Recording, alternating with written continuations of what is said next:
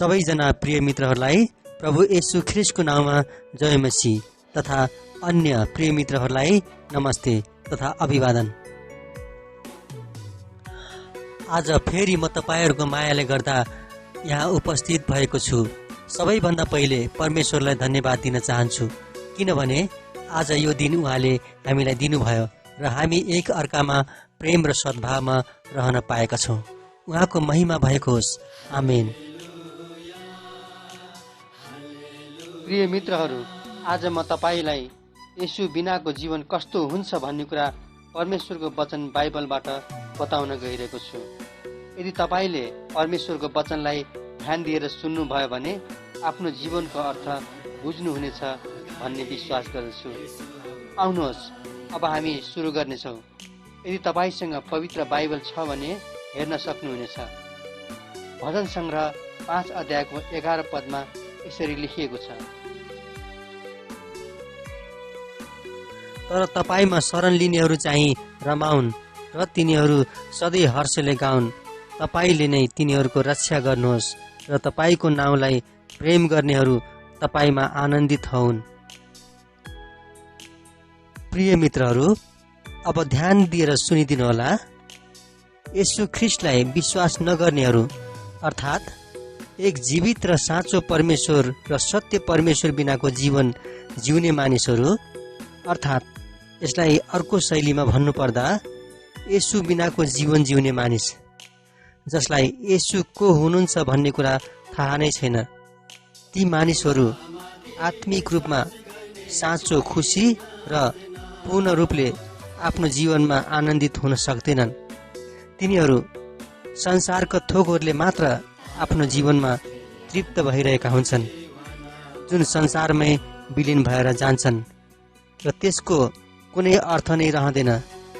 तिनीहरूले येशू ख्रीष्टलाई प्रेम गर्न सक्दैनन्, किनकि तिनीहरूले येशूलाई चिनेकै हुँदैनन्। संसारको थोकहरूको प्रेम तिनीहरूमा रहन्छ। तिनीहरूको जीवनमा दुःख वा समस्या आएमा आत्मिक रूपमा भन्दा भौतिक रूपमा बढी जोड दिने गर्दछन्, जस्तै रुपियाँ पैसा, धन सम्पत्ति वा अन्य चिजबिजहरू। ती मानिसहरूले आफ्नो जीवनमा अन्तरात्मामा खुसी र आनन्द अनि हर्षका कुराहरू प्राप्त गर्न सक्दैनन् र परमेश्वरको प्रशंसा पनि गर्दैनन्। तिनीहरूका हर्ष र आनन्दका कुराहरू सधैँ अपुरा हुन्छन्।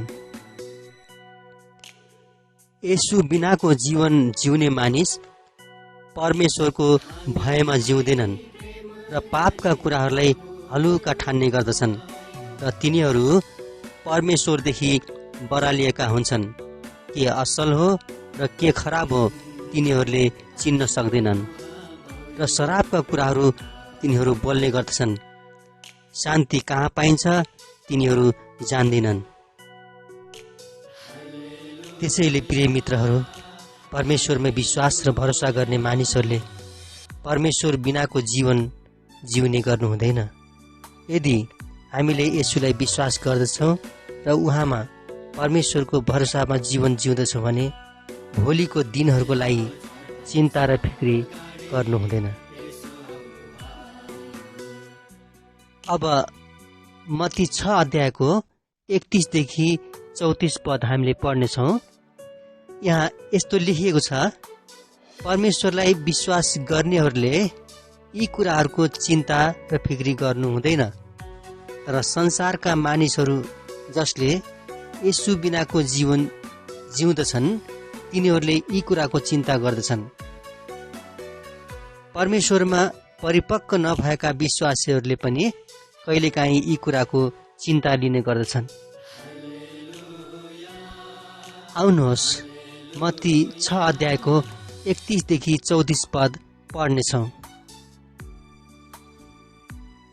यसकारण के खाउँला कि के पिउँला कि के पहिरौँला भनेर फिक्री नगर, किनकि अन्य जातिहरूले यी सब थोक खोज्दछन् र तिमीहरूका स्वर्गमा हुनुहुने पिताले तिमीहरूलाई यी सब थोकको खाँचो छ भनी जान्नुहुन्छ। तर पहिले उहाँको राज्य र धार्मिकताको खोजी गर र यी सबै थोक तिमीहरूका निम्ति थपिनेछन्। यसकारण भोलिको निम्ति फिक्री नगर, किनकि भोलिको दिनले आफ्नो फिक्री आफै गर्नेछ। आजको दुःख आजको निम्ति पर्याप्त छ। त्यसैले प्रिय मित्रहरू, परमेश्वरमा विश्वास र भरोसा गर्ने मानिसहरूले परमेश्वर बिनाको जीवन जिउने गर्नु हुँदैन। यदि हामीले यसुलाई विश्वास गर्दछौँ र उहाँमा परमेश्वरको भरोसामा जीवन जिउँदछौँ भने भोलिको दिनहरूको लागि चिन्ता र फिक्री गर्नु हुँदैन। आउनुहोस् अब अर्को सन्दर्भ हेर्नेछौँ। येशू ख्रिस्टलाई विश्वास नगर्ने मानिसले आफ्नै समशक्तिमा भर पर्दछन्। तिनीहरू आफ्नो धन सम्पत्तिलाई सर्वे सर्वा ठान्दछन्। धन सम्पत्ति नै तिनीहरूको सबैभन्दा ठुलो ईश्वर हो। तिनीहरू साँचो परमेश्वरमा भरोसा गर्दैनन्। परमेश्वरलाई नचिन्ने र विश्वास नगर्ने मानिसले सधैँ झैझगडा गर्न रुचाउँदछ र असल कुराहरूको विरोध गर्दछ। येशू ख्रिस्टका वचनलाई विश्वास गर्दैन। अन्धकारका कुराहरूले परमेश्वरको वचनलाई सुन्न र बुझ्न दिँदैन। ती मानिसहरू जसले येशू ख्रिस्टलाई स्वीकार गर्दैनन्, परमेश्वरको विश्वास त्यसमा आउन सक्दैन। जसले येशू ख्रिस्टलाई चिन्न र परमेश्वरको खोजी गर्ने इच्छा गर्दछ, परमेश्वरले उसलाई आफ्नो विश्वास दिनुहुनेछ र विश्वास परमेश्वरबाट आउँदछ। अब हितोपदेशको पुस्तकको 20 अध्यायको 3 पद पनि हामीले पढ्नेछौँ। कलह नचाहनु मानिसको निम्ति आदरणीय कुरा हो, तर हरेक मूर्ख चाहिँ कलह मचाउनमा छिटो हुन्छ। त्यसै गरी भजन सङ्ग्रह 23 अध्यायको 21 देखि 22 पदमा पनि यसरी लेखिएको छ, उहाँमा नै हामी हर्षित हुन्छौँ, किनभने उहाँको पवित्र नाउँमा हामी भरोसा राख्दछौँ। हे परम प्रभु, हामीले तपाईँमा आशा राखे मुताबिक तपाईँको अचूक कृपा हामी माथि रहोस्। प्रिय मित्रहरू, अब हामी अन्तमा आइसकेका छौँ। ध्यान दिएर निकै गम्भीर रूपले हामीले यसलाई बुझ्ने कोसिस गर्नेछौँ। परमेश्वरलाई नचिन्ने र येशू ख्रिस्टलाई विश्वास नगर्ने मानिसहरूले आफूले गरेका पापहरूको प्रायश्चितको लागि विभिन्न मन्दिरहरूमा आफ्ना देवी देवताहरूलाई विभिन्न किसिमका बलिदानहरू चढाउने गर्दछन्, जहाँ उनीहरूले गरेका पाप कहिले पनि मेटिँदैन र शुद्ध पनि हुँदैन। किनभने विभिन्न पशु पक्षी र अन्य जीव जन्तुको बलिदानले पापलाई झन बढावा दिँदछ। किनभने यी बलिदानहरू एक समयका विधि र विधानहरू थिए। परमेश्वरले यो व्यवस्थालाई निर्माण गर्नुभएको थियो, तर अब जब येशू ख्रिस्ट उहाँको पुत्र यस संसारमा आउनुभयो, तब यो व्यवस्थामा होइन, तर नयाँ करारमा उहाँको रगतमा स्थापित गर्नुभयो। मत्ती 26 अध्यायको 28 पदमा यसरी लेखिएको छ, किनभने यो नयाँ करारको मेरो रगत हो, जो धेरैका निम्ति पापको प्रायश्चितको लागि बहाइन्छ।